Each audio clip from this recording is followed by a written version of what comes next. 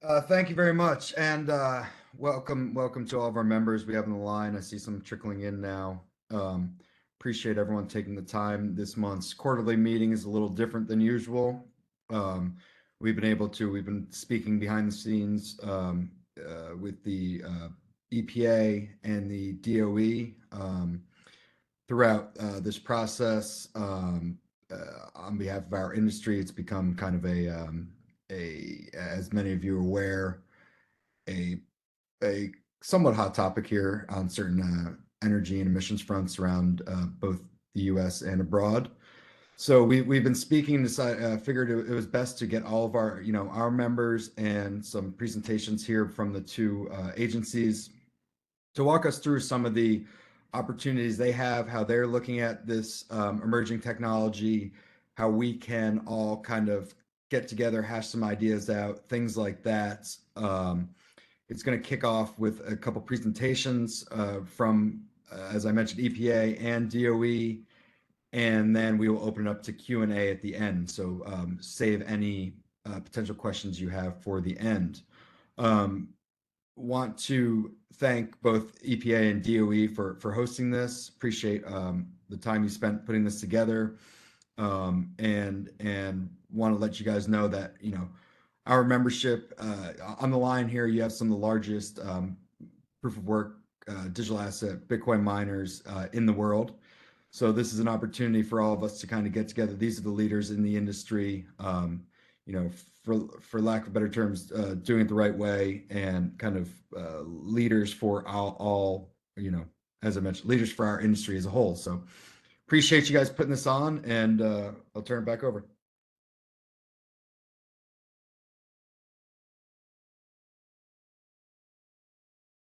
Hi, great. Thanks very much, Tom. Good afternoon, everybody. My name is Grant Hope. I am Senior Counselor to the EPA Administrator. I definitely want to reiterate thank you. Your time is valuable, and we really appreciate you taking some of this meeting's time and being here today. Don't want to take up much of the meeting, just want to quickly describe at least why the federal agencies are here today, and then zero in on some assistance that we think we can provide to your companies.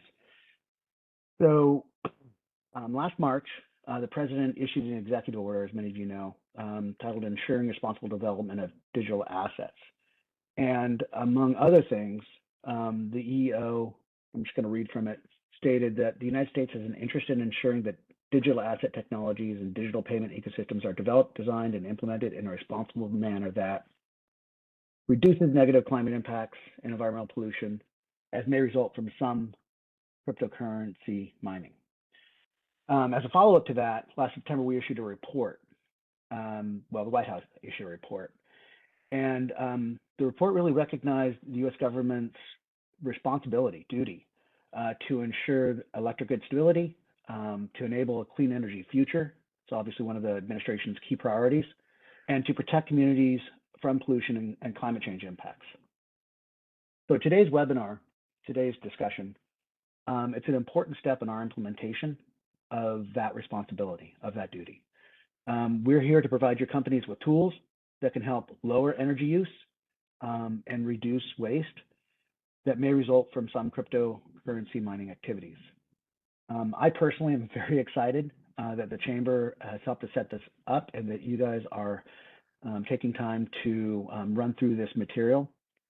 It's important to get key players in the industry. It's important to get everybody in the industry participating and moving forward with the tools that we have. So this is a great opportunity, one, to hear about Energy Star Portfolio Manager, which EPA will cover, and then DOE's Better Climate Challenge program. These tools can help establish a baseline and measure progress in achieving goals on energy efficiency, greenhouse gas emission reductions, and other factors. As an association, you guys can share lessons learned. You guys can share data on ways to more readily adapt innovations and to demonstrate broader industry-wide progress. As Tom said, there's a lot of interest in this industry, and showing industry-wide progress is, I think, really importantly from our perspective in light of the EO and the report. So we would like this to be part of an ongoing engagement where tools are applied and measurable progress is made. And to get to that point, I'm going to hand things over to Mike. He's Chief of EPA's Market Sectors Group for Energy Star, Commercial Buildings, and Industrial Branch. Thanks, Grant. Thanks, Tom, and thanks to all of you, again, as has been said, for joining us this afternoon. Yeah, my name is Mike Zatz, and what my title really means, sort of government speak, but what it really means is I manage the commercial buildings portion of the Energy Star program. And if you can go to the next slide, please. Hopefully you're all familiar with Energy Star, the little blue logo you see on the bottom right of the screen here. If you are, you're probably familiar with Energy Star as being the symbol you see on a variety of products, electronics and appliances and other things that indicate that those are among the most energy efficient of that type of product on the market. Most people don't know that we have an Energy Star program for commercial buildings, which is quite large. And what we do is we work with building owners, operators, and occupants to help them reduce the energy use of their buildings, all aimed at reducing greenhouse gas and other emissions. And for those that become highly efficient, they can also earn the Energy Star for their buildings, just like products earn the Energy Star as well. So that's what we do. And the cornerstone of everything that we really do in our program is benchmarking. And so that's what I'm going to share with you today, is a bit about our thinking on benchmarking and some of the tools that we have available to help with that. Which are all available to you, and it is voluntary. We are a voluntary program, but we hope that some of you will be interested and might start to use them. So I'm going to just basically give you an overview of these tools. Next slide. So when we say benchmarking in our program, we're really talking about three types of comparisons. Two are on this slide. And I realized after I put this together, probably in the wrong order. If we start on the right-hand side here, we recommend that building owners take a look and compare their buildings in several different ways. First, if you have a portfolio of buildings, so say you have several mining facilities, you can certainly compare the energy efficiency, the energy use of your buildings to each other, and see which are your most energy efficient ones and which are your least energy efficient ones. That's going to help identify underperformers that you might start to focus on in terms of improving the efficiency of those buildings. So that's great, but you're going to have your best and your worst, but you still don't know if your best is any good. So to help people with that, we offer in Portfolio Manager a national comparison where you can compare your building against similar buildings across the country. And I'll tell you a little bit about how we help do that. And then the third one, which isn't really on here, I guess it's not really benchmarking, is tracking. And that is just to really be tracking the energy use of each individual building against itself and see how it's changing over time. If you're not particularly doing anything aimed at improving its energy efficiency, you still want to track how much energy it's using because you're going to be able to see some things that might be wrong. But if you are working on things that are aimed at improving the energy efficiency of those buildings, tracking it over time is going to allow you to see if the efforts that you're undertaking are achieving the intended results. So benchmarking is really very broad. It can be done at all different levels. And so we basically promote that and encourage everyone to use it to identify their best opportunities. Next slide. So of course, it's great to tell people to do that, but it's better if we can provide them with tools and resources to help them do that. What we offer to all building owners is a tool called Energy Star Portfolio Manager. Portfolio Manager is a free online software tool, custom software tool that we build at EPA and we maintain for use by anybody anywhere in the world. Our target audience is the US, obviously, but it is available online for anyone. Like I said, it's free, all online, nothing to download. And what you do is you set up your own secure password protected account, and any data that you put in is only seen by you. You do have the ability to share it with other people if you'd like to, but other than that, nobody sees your data except for you or anyone that you authorize. So what Portfolio Manager can help you do broadly is it can help you assess the energy and water use of your buildings. And it can help you also, if you choose to put it in, assess the and track the waste and materials generation and disposal of those materials. It'll allow you to do that and take that snapshot in time, that benchmark, but also to track the changes over time in all of those different things.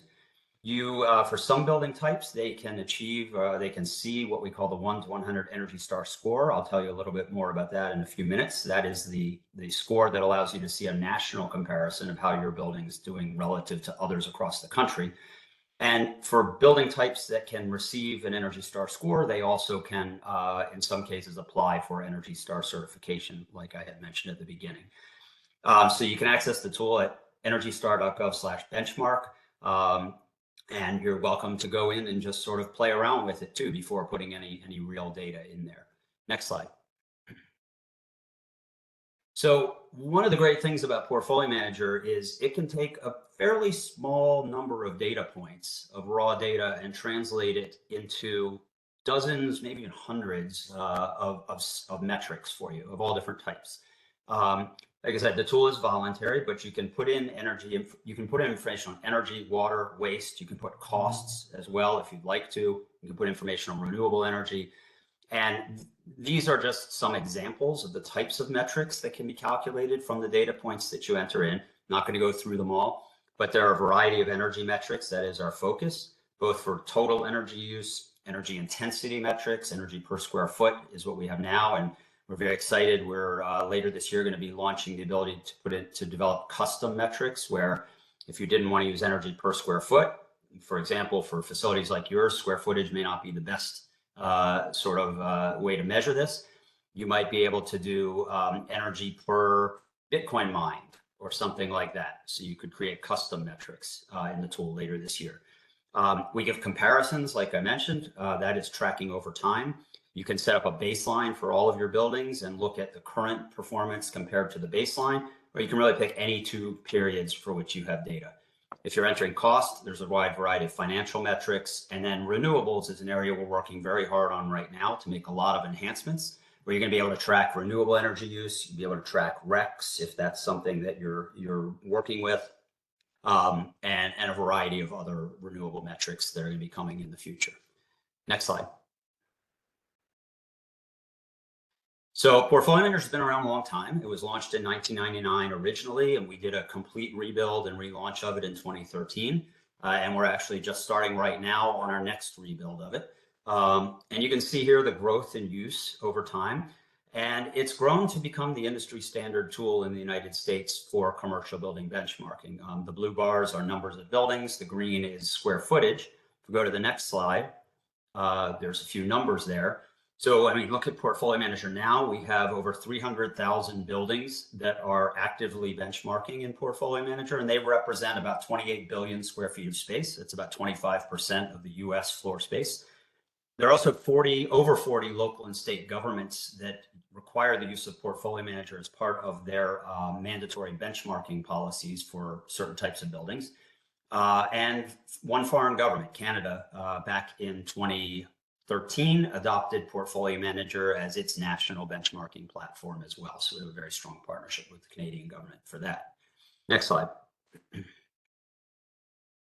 So I mentioned the Energy Star score. I'll tell you a little bit about that and what it means and how we develop it. But the Energy Star score is really our way to translate the complexities of energy and energy metrics and energy efficiency into a single number that can be understood by anybody.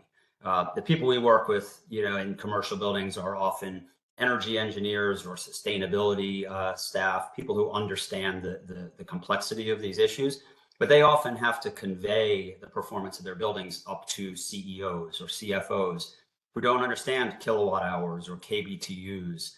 And so what we do is we translate the efficiency of a building into a 1 to 100 scale. It's a percentile scale.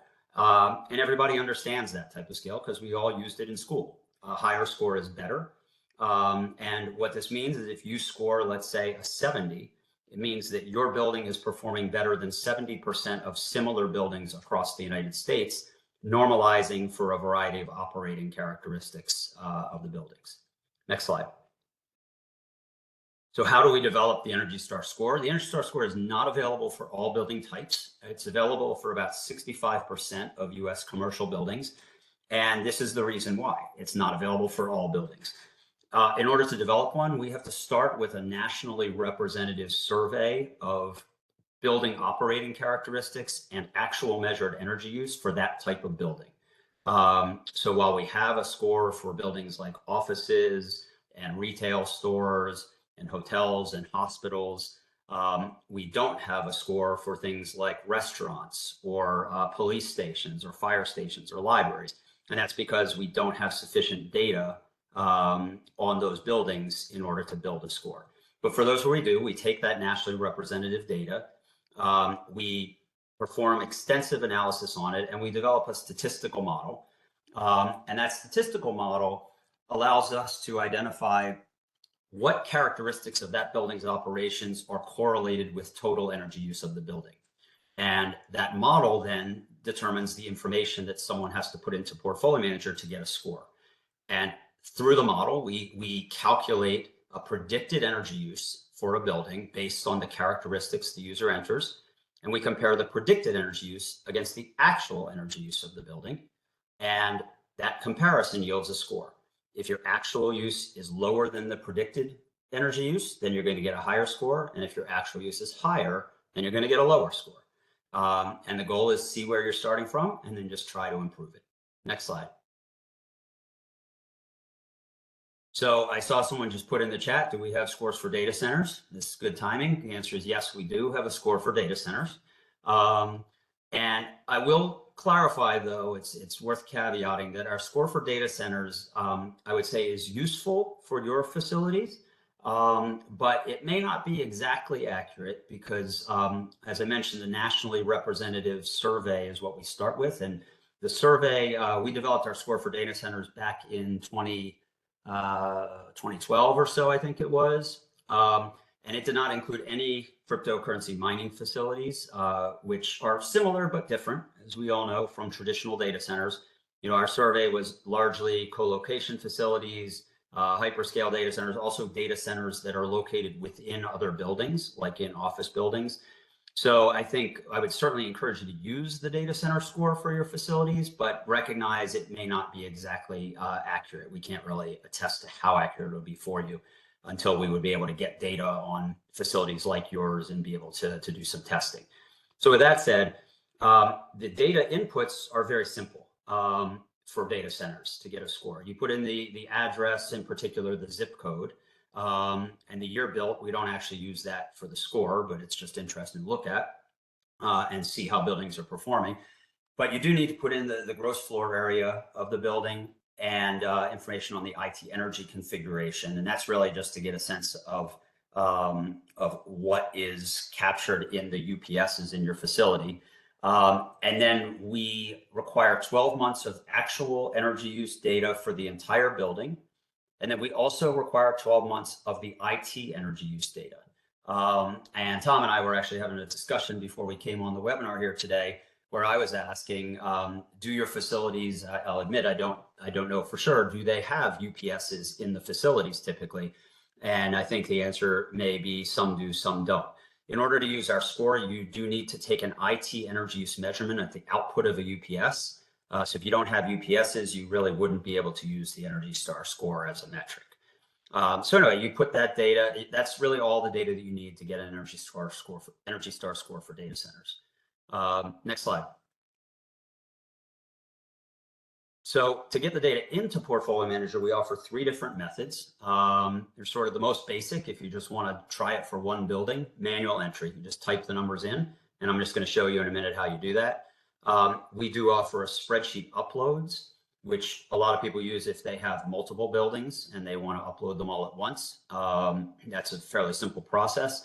And for those that have a larger number of buildings, we do offer APIs, web services, where you can send the data automatically into Portfolio Manager electronically, and you can also pull back out the results of all of the different metrics that we calculate. We have a lot of private sector providers that offer these web services also for a fee. So there's about 400 providers that use our web services. Next slide. So pretty much the remainder of my slides, I'm just going to walk you through some screenshots of what the tool looks like and how you would enter a property. If we had more time, I would have done a live demo, but we're happy to do that as a follow-up if you'd like. So when you first log into Portfolio Manager, this is what you'd see. I have a few fake properties in my account. When you first set up an account and log in, you'd have no properties in here. We do offer the ability to populate in about 5 sample buildings just to see how it works. And then obviously you can just delete those. But this is what you get when you start, and you can see we use a tabular structure across the top. My portfolio is sort of the landing page. It'll show you the summary of all the buildings in your account. The second tab, sharing, is this ability, if you choose to, you could share with other people, whomever you want, other Portfolio Manager users. You can share some of your data with them. Reporting is for your own purposes. You can generate a variety of reports. We have some canned reports, or you can also generate custom reports that you set up with different metrics. Recognition is if the building qualifies for Energy Star certification, that's where you do that. And the last two here, admin and processing, you won't see those. Those are for me and just a few of our staff who run the tool for our admin processes. Next slide.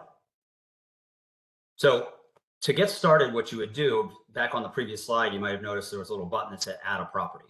So that's what you would do to get started. You'd click add a property, and once you do that, you'd see the screen on the left here, which lets you pick from a drop-down menu of about 80 different property types. And you would scroll down and you'd find data center, and you click data center. It's there in a couple different places, but you can choose it under technology and science.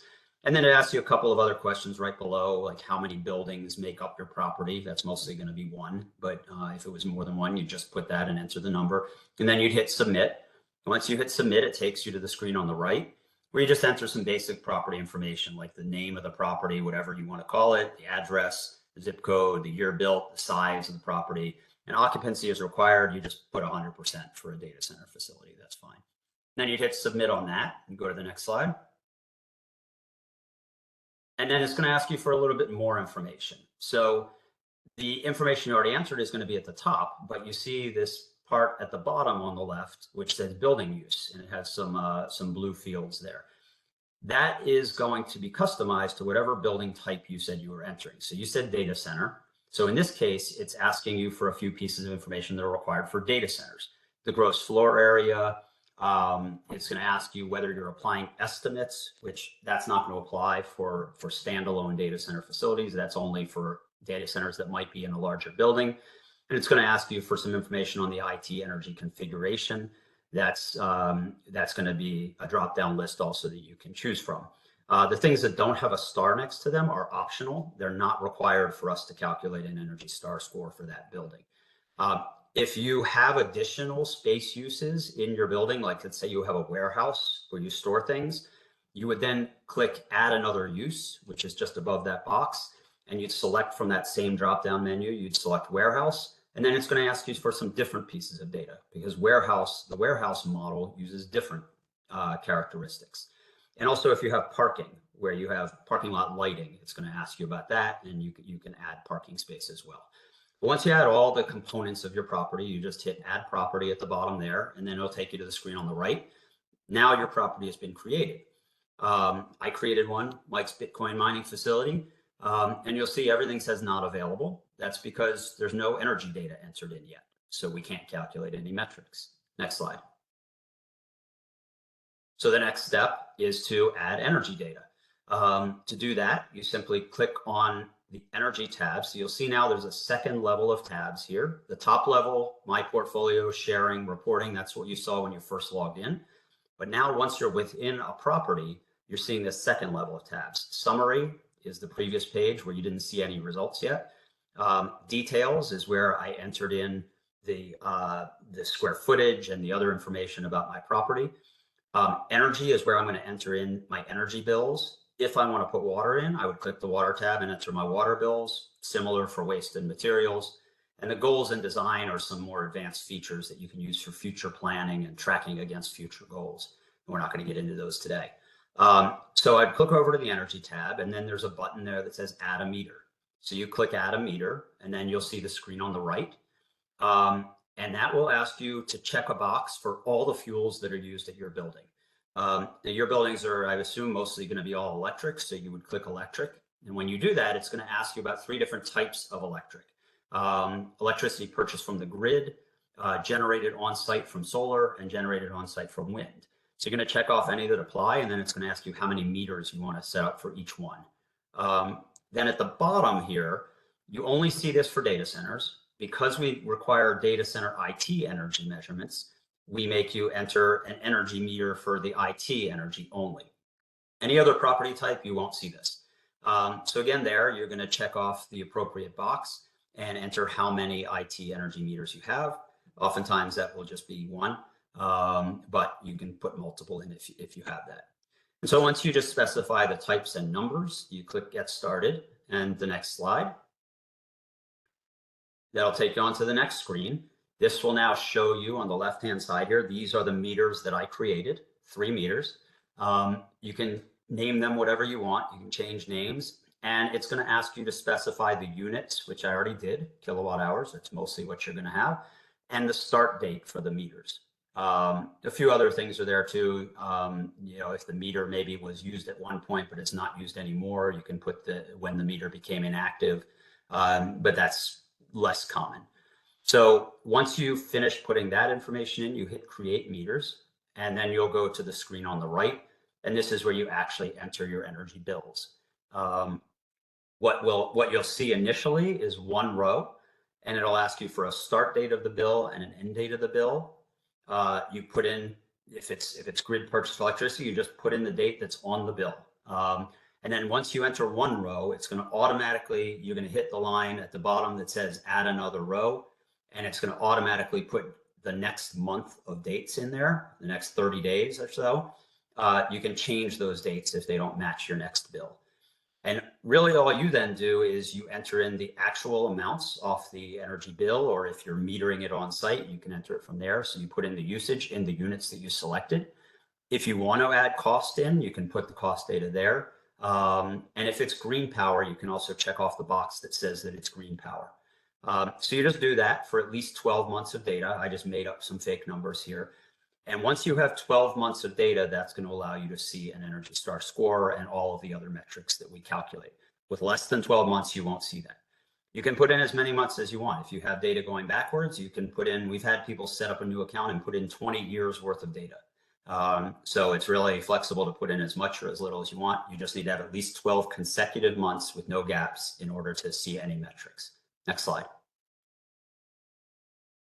And then once you do that and you hit save, you're going to be done. And then this is what you'll see. You'll see the graph of your energy use over time.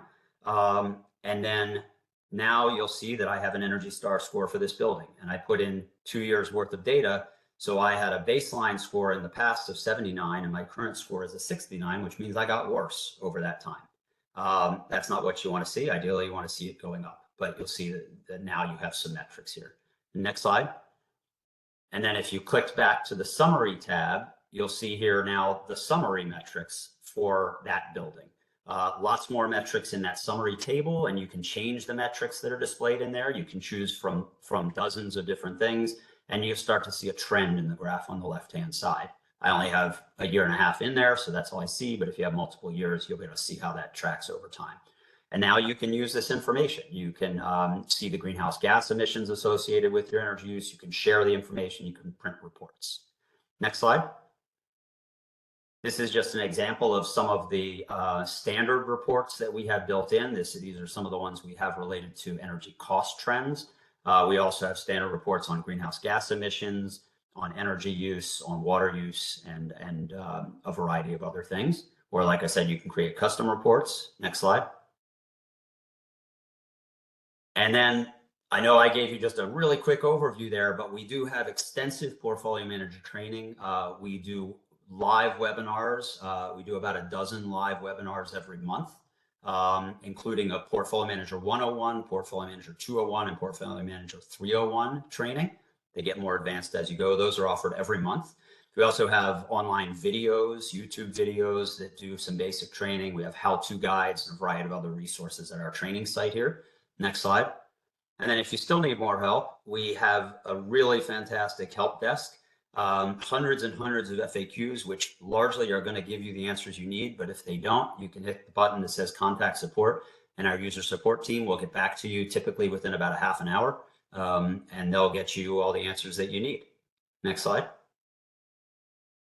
And this is my information. Welcome to reach out directly. We're happy to help. Happy to spend some time walking you through this one-on-one if you'd like, or set something up for some of you and some of your colleagues. And here's a few of the websites that I mentioned. And with that, I will turn it over to Anne.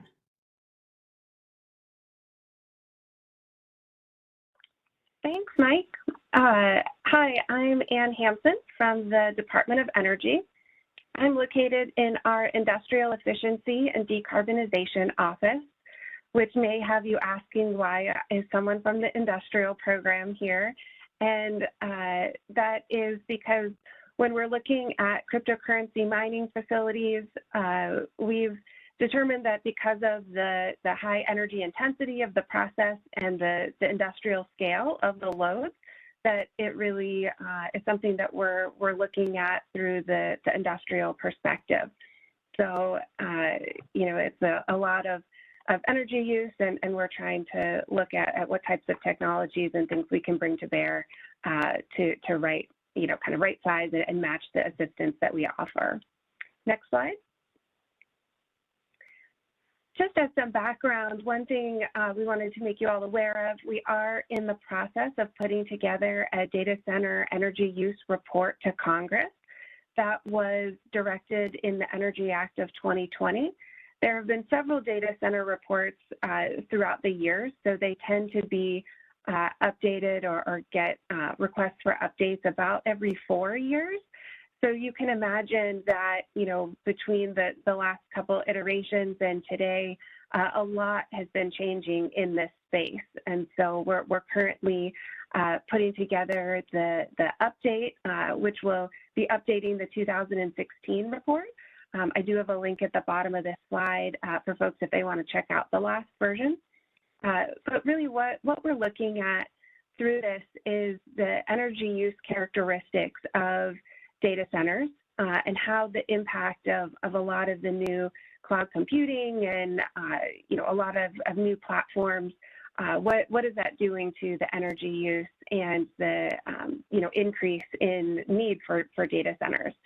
That report will also look at you know, extra things like the water usage and other sustainability attributes. And it'll be looking at, you know, having recommendations for ways that the energy usage at these facilities can be lowered. So that's what we kind of have the things we have to do, but we also have some additional topics that we are, you know, going to be digging into. And one of the ones here that I put in blue font for us is calling out that, you know, cryptocurrency mining facilities are, you know, pretty different than traditional data centers. And so we recognize that, but yet there are the similarities in terms of the types of equipment used. And so it's something that we are incorporating into this report and are looking at how we can work more with this sector to be able to lower that energy usage and the related carbon emissions from that. So if you go to the next slide, I'll talk a little bit about our Better Climate Challenge program, and it's really a complement to our Better Plants and broader Better Buildings Challenge programs. So through these programs, they're primarily recognition programs where, you know, we work with partners to set portfolio-wide energy intensity reduction targets or greenhouse gas reduction targets. So on the Better Climate Challenge side, we look at having partners set a goal of a 50% reduction in greenhouse gas emissions over 10 years, whereas our Better Plants program works just primarily on the energy use. So we look at energy intensity, you know, reduction of 25% in 10 years. And so really through these programs, you know, 10 years is a long time. We're kind of setting up a long-term relationship to work with all of the partner companies to help them achieve those goals that they set. One of the things that we find is that there are a lot of partners that will sign up, with one of the goals, and they don't know how they're going to meet that goal, and that's okay. That's the whole point of working with us. We're doing a lot, and we focus on different sectors throughout the economy. So our office and through the Better Plants program works with a lot of manufacturing companies.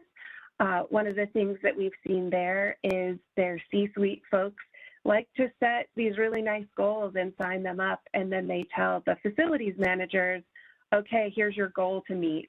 And the facility managers are not sure how that is going to happen. But that's part of what we bring to the table is providing technical assistance on how to, what pathways exist to be able to meet those goals, whether they're, things around, different technologies, whether they're buying strategies for, PPA agreements or generating, renewable energy on site, or there's a lot of different pathways, and we work directly with the facilities to figure those out. So you go to the next slide, it briefly highlights some of the reasons why folks will join the Better Plants program or the Better Climate Challenge. You can join both or one or the other, so that's an option, and it's completely free to join. There's no cost or anything involved, but it does take there's a partnership agreement form that is signed, and so there's kind of an agreement of what the partners commit to doing, and then what DOE also commits to doing, and some of the things here are listed are what we bring to our partners, and so that is recognition through when you meet your goal, we give a lot of recognition, but there are even smaller opportunities for recognition throughout the program for, we do a yearly process of better project and better practice awards. So the better project usually is you installed some type of new technology. The better practice awards are about, how you, what types of operational changes you might be making.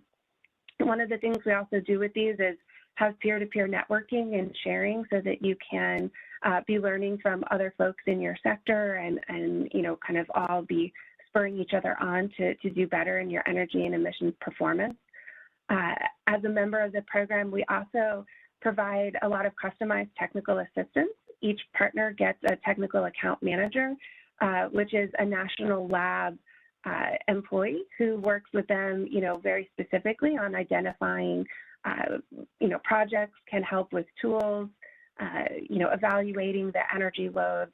We also do a lot of workforce development and training opportunities for existing employees and provide a lot of access to the DOE national labs to be able to get the latest information on both technologies and practices. And so in addition to this program, if you move to the next slide, one of the other complementary programs that I wanted to mention is our on-site energy deployment program. It's a new program, and you can access this program without being a Better Plants or a Better Climate Challenge partner. But this is a really complementary program to that one because it's really designed around helping facilities look at the clean energy generation options they might have available to them at their site. It's based on our combined heat and power program, which has been around for about 2 decades. And so that program, we're still going to be promoting combined heat and power systems to generate electricity and useful thermal energy at the facilities. But we're also adding to it and expanding it. So as of this fall or this coming fall, you'll be able to request technical assistance for all types of clean energy, like whether that's solar thermal or PV, wind, if you're in a good location for geothermal or, using all sorts of different options. That's something that we could help evaluate for your site and kind of, help provide some information on how you could move forward with generating, that energy, or even encouraging the use of energy storage, whether that's battery storage or thermal energy storage to help the operational characteristics of the facility. So it's a key decarbonization pathway. And there's a link on this slide as well about accessing that technical assistance partnership program. So you can go to the next slide. I think that's just my wrap-up slide, and I'd be happy to take any questions, but we really encourage folks to, if you're interested at all, to contact me or to, visit the websites that I have listed. And we'd love to work with you and figure out, what is the pathway to more efficient and decarbonized cryptocurrency mining. And with that, I think we're moving into Q&A. Yeah, thanks everyone, and appreciate walking through both programs that are offered, at the EPA and at DOE. For the end of this hour, we were hoping that this could be a great time for Q&A for our members to ask any questions they may have, and frankly, vice versa. If you guys have any questions for us, as mentioned a few times, there are programs set up for data centers, et cetera, and we are kind of a new emerging technology here, so it's not going to fit completely perfect in some of these things. So we're looking for ways to maybe cooperate or how we could fit within some of these programs or best path forward throughout the as the the administration, the agencies look more into our industry and how we could develop this technology moving forward. I guess I'll kick off questions, and then if anyone has any, feel free to speak up. I believe everyone should have access to a microphone on this, so we wanted to have an open dialogue here. As mentioned a few times here, a lot of these conversations came out of the executive order or the report from OSTP, and the White House had a few directives towards EPA leading the charge on this, and DOE as well. Can you guys offer any insight to our members of where we're at with some of those, what the thinking is? I know there's been several lines of questions at some committee hearings on this and where we're at, and kind of just any thoughts you guys have within the buildings or hearing anything. I want to add that for attendees, if you want to unmute yourselves, I've requested that you be able to unmute yourself. So you are going to have to accept the invitation to unmute yourself before you can speak. I think, Grant, maybe that question is best for you. Yeah, I was going to jump in. I didn't mean to speak over you, though. I apologize. No, no problem. Yeah, I would say three things. I mean, obviously the interest is significant.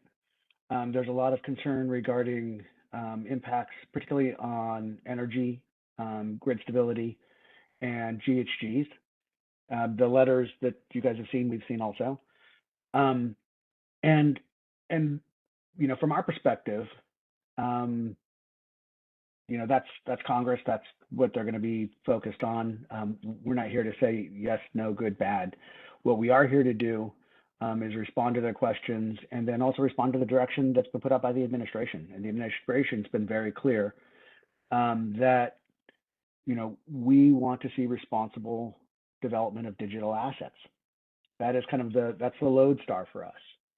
And in the report, if you haven't had a chance, not you, Tom, but if your members haven't had a chance to read it, it's definitely worth a quick read. It's not very long, and it does go over many of the same themes that you hear from Congress in terms of our concern regarding the impacts of some digital asset activities.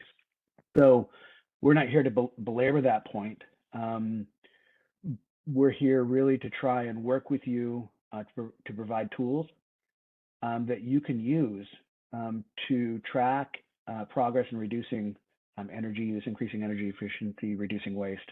That's why we're here. That's what Mike does really well. That's obviously what DOE does really well. And so that's what we're focused on.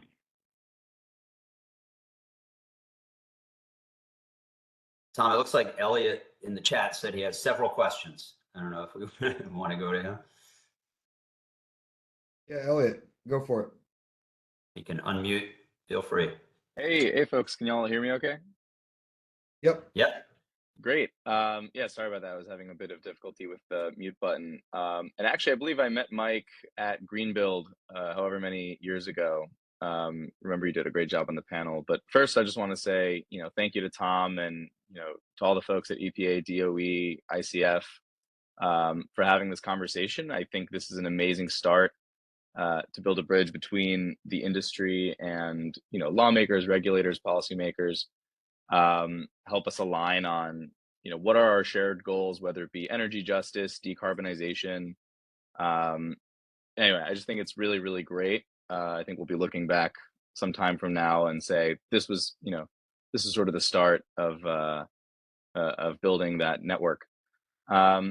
I had a couple of questions about some of the different ways that industry members could get involved, not just with Energy Star, but with other, DOE, EPA programs.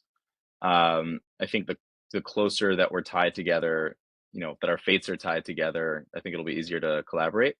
I know our company, for example, is already a member of the EPA's Global Methane Initiative, and we work with the DOE on the I2X initiative. But yeah, I guess maybe if the panelists could speak a little bit more to some of the additional programs that are available, or even funding. I mean, I know that IRA, there's some IRA and DOE funds out there. What are some of these problems and challenges that you hope the industry could help solve?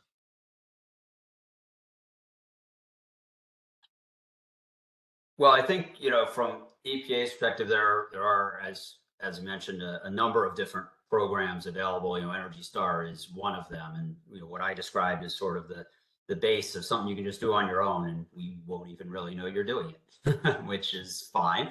And there are certainly more engaged ways to get involved. There's partnership programs like Energy Star that if a company wanted to really make a commitment to doing this, certainly join as an Energy Star partner. It's a pretty easy process. There are other programs like our Green Power Partnership that's run out of the same part of EPA that I'm in, which recognizes organizations that use the largest amounts of green power relative to their own energy use.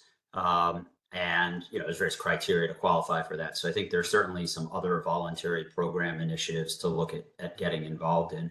That's probably where I would start with EPA.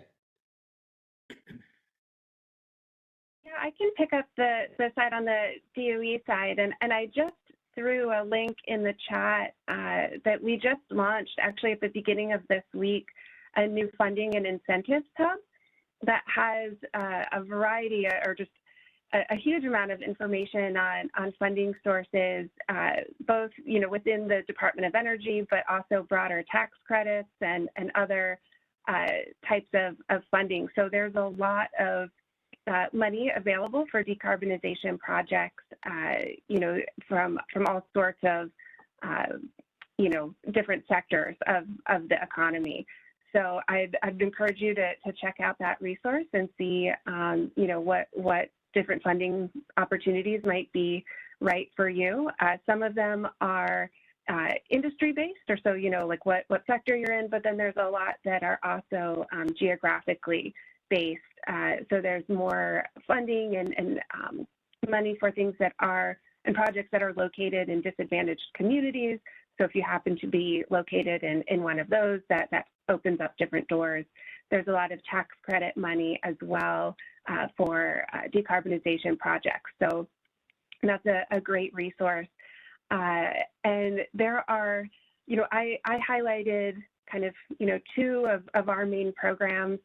We even have other programs within DOE around energy management systems. So it, is similar, but not the same as the portfolio manager, but, kind of helps you build a culture around tracking your energy use, empowering employees, to make good energy decisions. So there are programs around that. There's also, other work that's happening in other parts of the department that aren't in our office. So I feel like the list is a little long, but there's many ways to engage. And the last thing I'll say is, even if you're not sure where to engage, I would encourage you, my email is here on the screen, and you can definitely reach out to me and we can connect.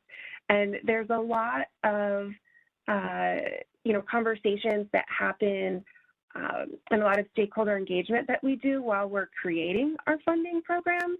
And so if you have areas that, even just, reaching out to talk with us about areas that you need assistance in, that can be really helpful for us to hear and to get that kind of feedback so we can design programs that meet those needs. Yeah, and we have another question I want to get to, but I also would throw in one more thing, Elliot. There's a great desire, I think, to get a better sense of the energy use of the industry. And so I think another great thing would be, if any of your organizations wanted to, for example, use Portfolio Manager, have your data in there, and like I said, you can share it with people that you choose to share with, and whether sharing directly with us, that we could use it to do some analysis, or sharing it perhaps with the chamber, who could sort of take it and anonymize it and work with us to put together some sort of anonymous metrics, if you will. That would be incredibly useful, I think, for all of us to get a better sense of what's going on in terms of energy use and emissions, and be able to look at that over time going forward. So I'd throw that out there too as a sort of an option. But it looks like Isaac had a question also.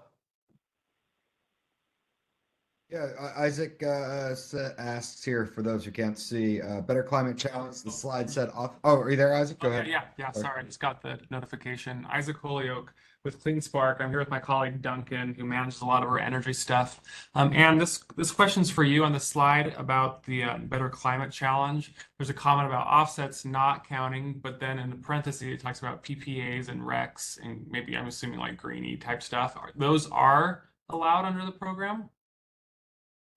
Yeah, so buying renewable energy, through a PPA, or if you have, depending on the options available to you, purchasing a REC for the attributes of renewable energy generation, that does qualify under our programs. But when we talk about offsets, we don't end up, providing credit for planting trees in a certain area, or doing things along those lines that that we encourage you to do those things, but we're actually looking for the purposes of our data collection, or how we do the baseline and then calculate the percent reduction.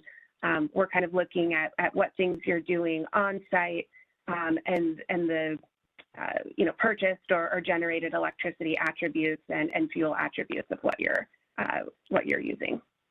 Thank you for the clarification, Anna. I appreciate that.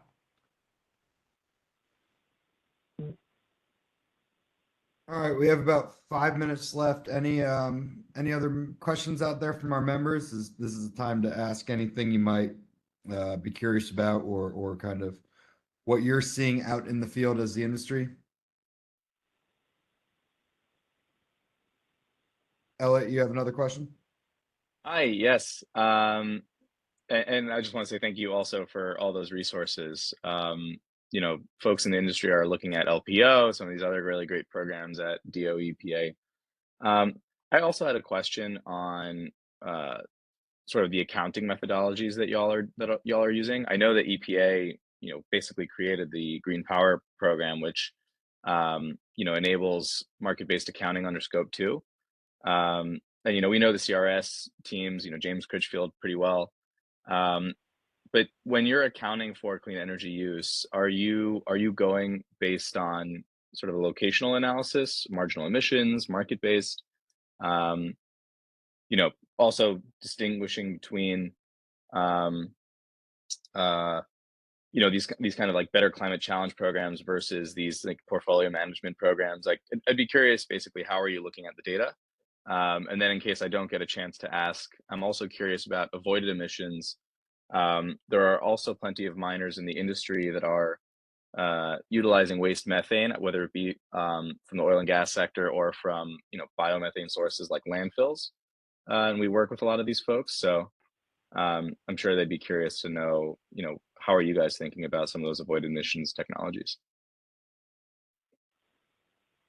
Well, I guess on the first part, I can talk about what we do with portfolio managers. So, and being a voluntary program, we want to try to allow people to do whatever they need to do. And we roll up some numbers to show our program impacts. But in portfolio manager, we will once you enter your energy use information, portfolio manager will calculate your greenhouse gas emissions, and that's calculated using the location-based method. We use eGrid factors, which is EPA's tool, to calculate those based on your zip code of your facility. But we also just launched last year a new tool called the Building Emissions Calculator, which it's a separate tool from Portfolio Manager, but it links to Portfolio Manager through an API. And we're actually in the process of building the full functionality into Portfolio Manager now, which would allow you to also calculate market-based emissions if you have that more granular data or you have a PPA or something of that nature. And it'll also allow you to put in custom emissions factors that you might want to use to project future emissions based on things you expect to do in your facility. So it's going to allow really a lot of customization. That should be fully functional in Portfolio Manager by late in the year or first thing next year. Right now, it already exists as a standalone tool. So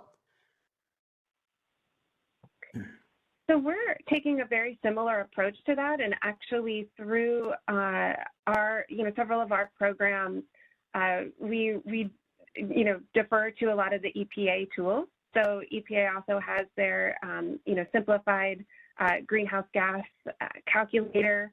And, so we refer a lot to that. In general, we do locational emissions factors for electricity based on eGrid. So the one thing I'll note is that there are some minor differences between our programs at DOE. For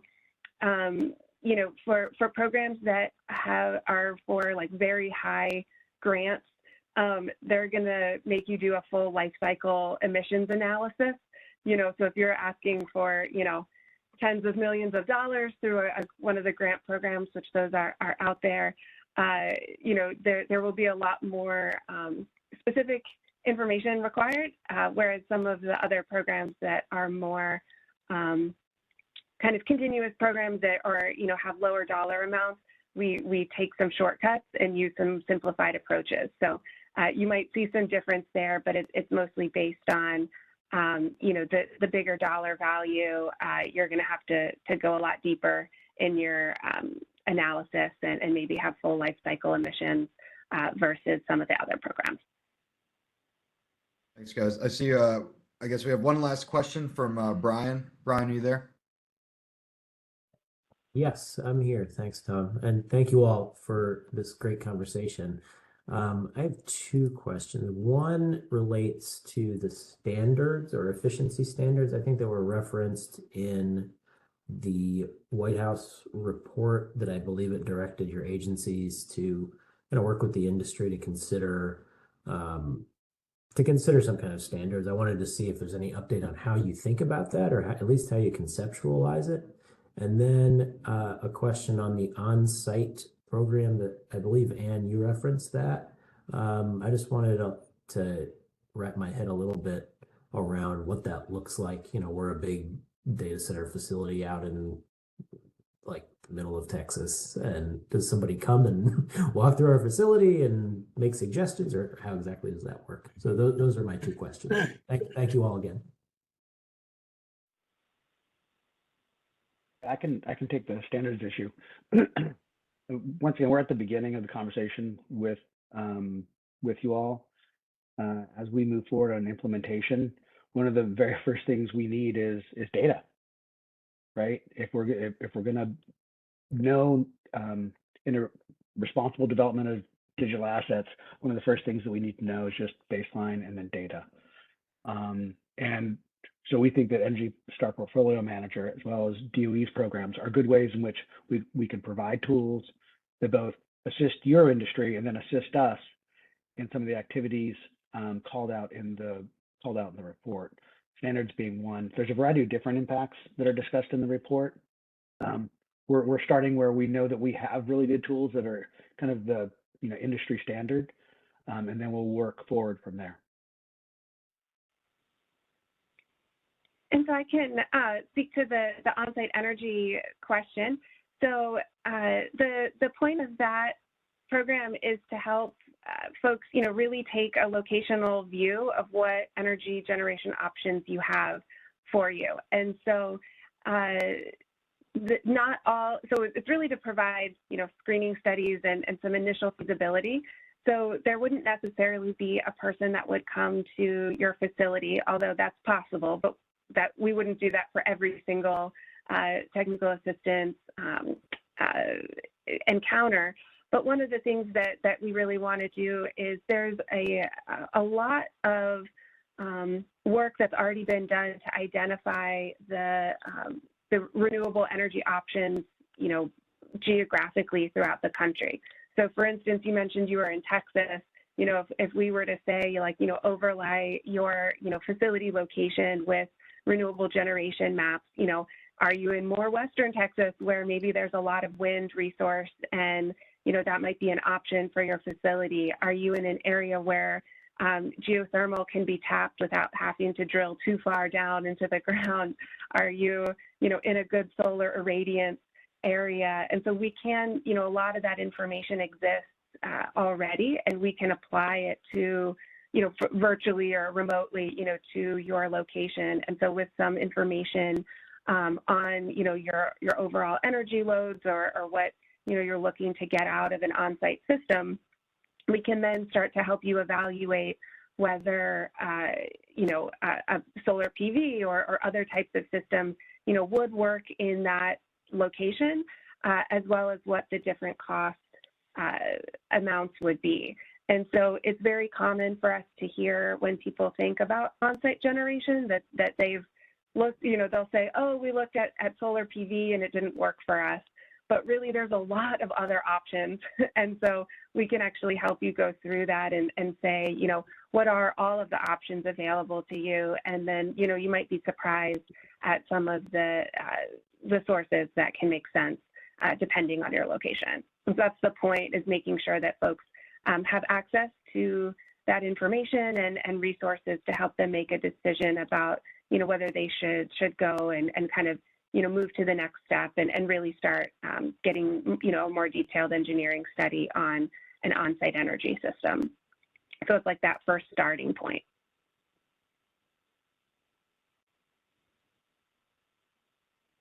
Thanks very much. Appreciate it. Tom, before we wrap, could I throw out one offer to you? Go for it. Okay. In the vein of wanting to continue the conversation, obviously, if we continue to engage, provide some technical assistance and use some of these tools, thinking like maybe 5-6 months out, if the chamber and some of the members would like, I can work to set up a meeting with the White House Office of Science and Technology Policy to talk about some of the issues that we've been discussing here. I think it would be good to just check in any case, but I'd like to broaden the conversation a little more if you all are open to it.